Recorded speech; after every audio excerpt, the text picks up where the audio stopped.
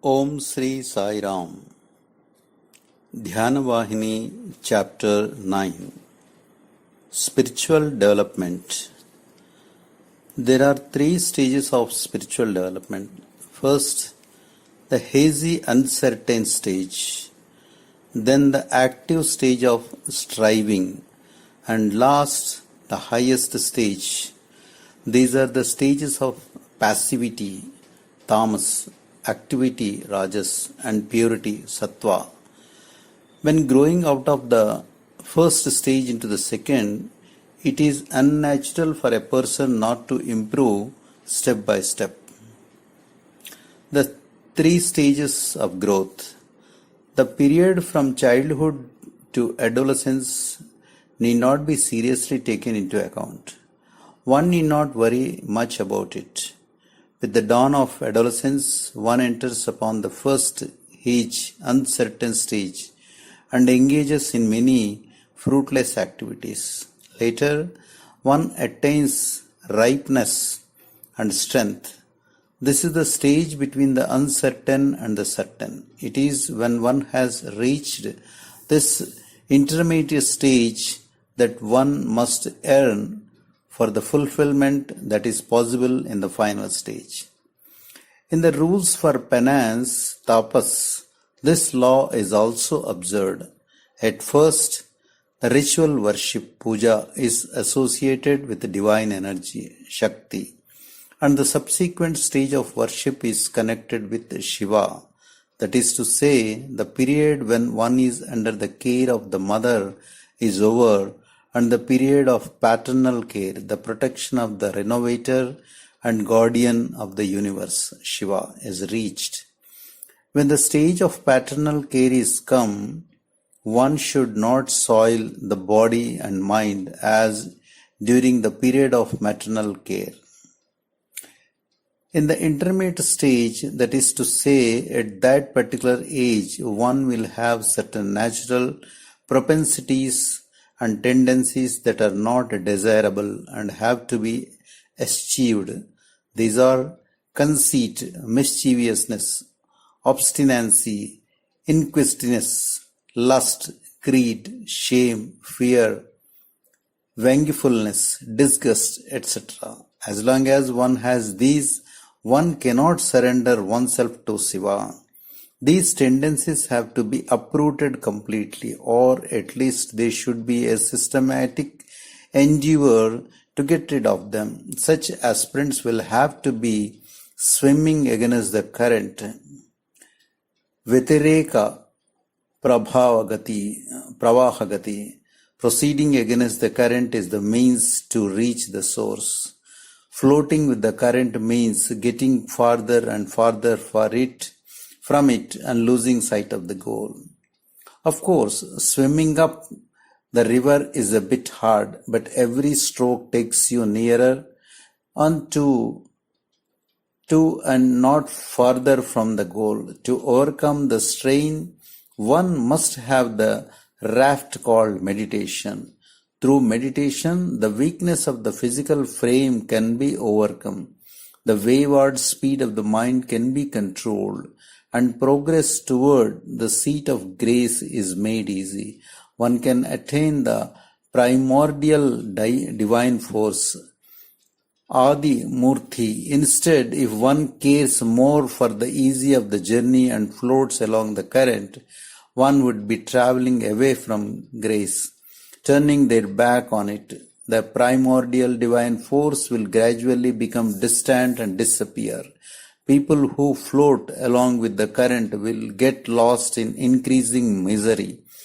And for what profit? The evil tendencies mentioned above are the causes for this tragedy. If only they had been overcome, the divine source could have been certainly reached. Without striving for that, all activities will end in failure. Moreover, the world loves only good people endowed with good qualities. It keeps bad people at a distance. Exterior charm attracts the animal. Internal charm resulting from character pleases the Lord. Do not be tempted by the low taste of the world and the cheap regard that people bestow. Strive for the holy grace and love of the Lord. The affection that people show is constant, for it depends on their likes and dislikes. But the love that the Lord bears to you depends on your good qualities alone. It can also give you permanent joy. Those who are enamored of the external will tumble into disappointment and sorrow every now and then. Beauty consists in character, not in anything else. There is nothing more than charming than that. Discuss the good in others, not the bad.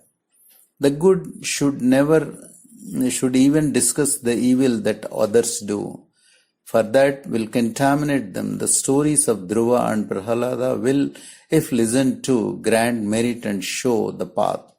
And the stories of Savitri and Anasuya will destroy the roots of evil and strengthen character. How does this happen? What is the explanation? They are all holy and their carriers and blameless. Therefore, to discuss them and their lives is worthwhile and beneficial. That is the explanation. Some critics of good people justify their own carpings by saying that they are trying to correct the good people still further and make them even better. No, they are really provoking the good people to evil and drawing that evil upon themselves. They are themselves becoming evil people. Never think about the badness of or evil of others. If you can manage it, always keep trying to turn them to good always and giving them good advice. One should cultivate peace of mind, the charitableness and eagerness to promote the welfare of all that is necessary for the attitude. These can come only through repetition of the divine name and meditation.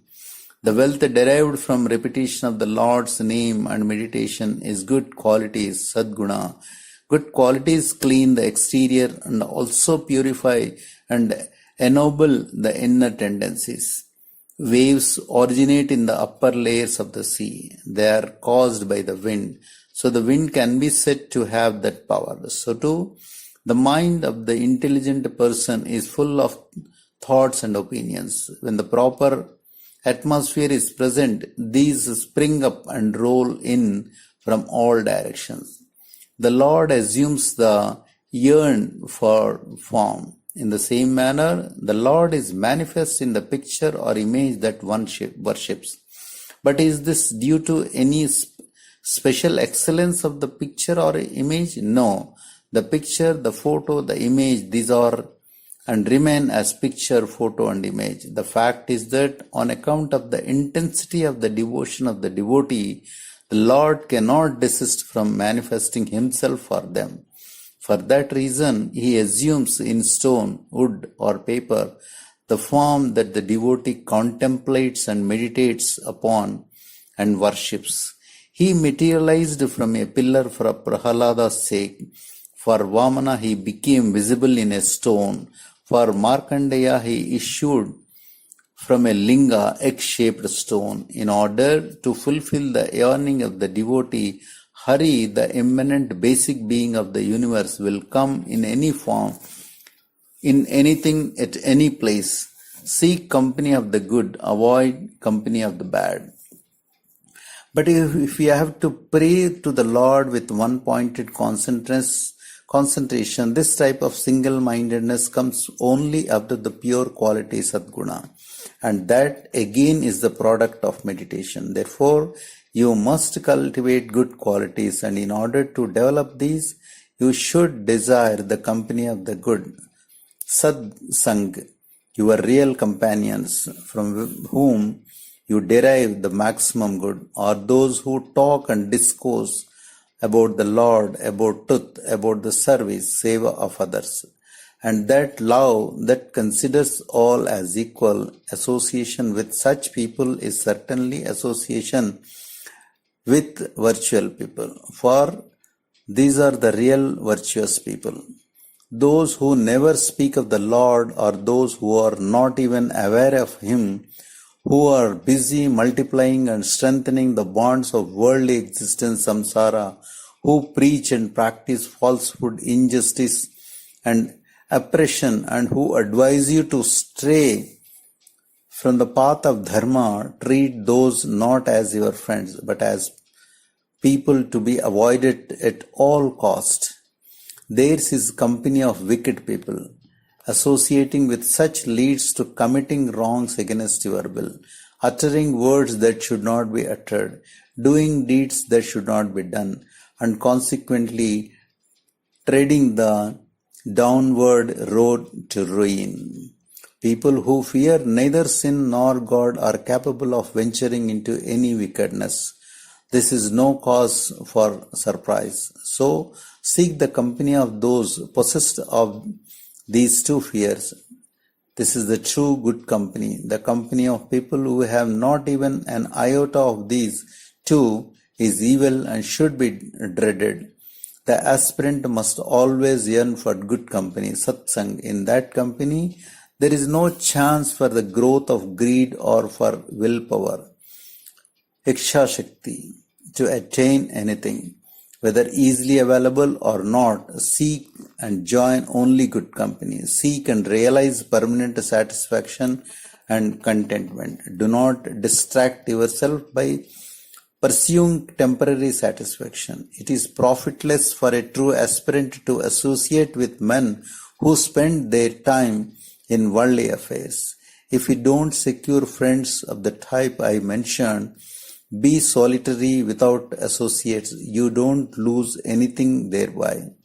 Never even think of the company of the wicked. Do not get entangled in their wiles. If possible, when you get the chance, advise them about the right, but do not yield to their words. In fact, do not even entertain the desire to be in the place where they are present. If you cultivate these characteristics, then both repetition of the divine name and meditation will become easy for you and will yield quick results.